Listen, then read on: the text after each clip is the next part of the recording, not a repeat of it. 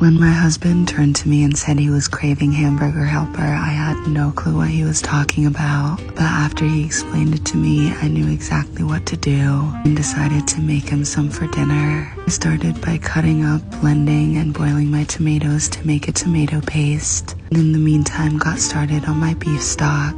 I cleaned my bones by boiling them, straining them, and washing them, and in the meantime chopped up all of my veggies before adding everything to a sheet tray and roasting it for about 10 minutes.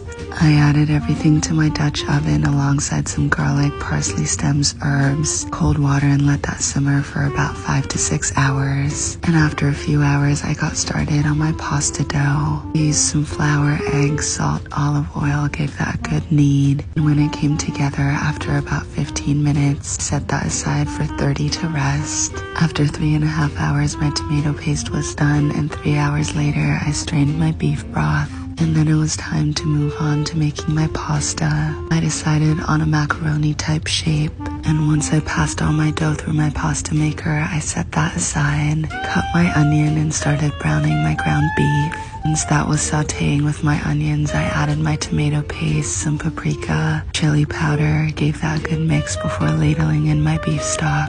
Lastly, I cooked my pasta in my sauce. And while that was going, I grated some cheese to add at the very end. At this point, it was time to plate. I topped it with some parsley, and this meal was so comforting. My husband loved it.